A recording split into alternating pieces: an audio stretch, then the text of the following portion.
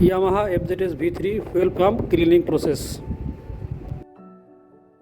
Viewers দেখেন FZS V3 এর fuel pump ট্যাঙ্কি থেকে খুলে বের করা হচ্ছে।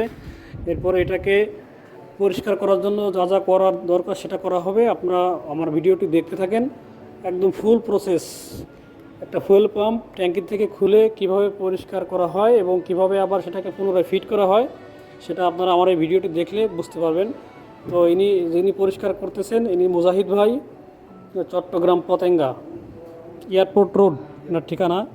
ইনি সুন্দরভাবে পরিষ্কার করে দিবেন। এর আগেও একটা গাড়ির কাজ করাইছি এনার কাছ থেকে, যে ফুয়েল পাম্পের, সে ভিডিওটা আমার আছে, ইউটিউবে আছে। আপনারা এই ভিডিওটাও দেখতে থাকেন, কত সুন্দরভাবে ইনি কাজগুলো করে।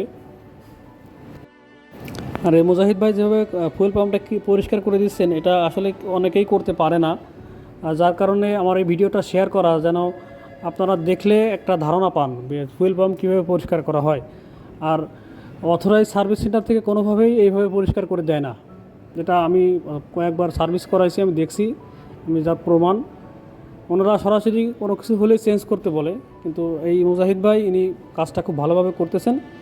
আর আমার ফুয়েল পাম্পটি যেখান থেকে পরিষ্কার করানো হচ্ছে সেটার ঠিকানা হচ্ছে Maa motors and service centre, airport road, Patenga, Chittagong.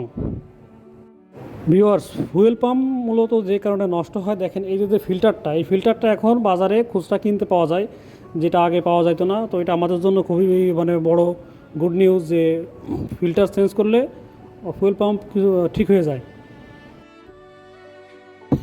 তো ভিউয়ার্স, আমার ফুল ভিডিওটা দেখতে থাকেন এবং আমাকে একটা লাইক কমেন্ট করে জানাবেন ভিডিওটা কেমন লাগছে, এবং কাইন্ডলি একটা সাবস্ক্রাইব করবেন, পাশে থাকবেন। সবাইকে ধন্যবাদ। ফুল ভিডিওটা আপনারা দেখেন, ভালো একটা অভিজ্ঞতা হবে ইনশাল্লাহ।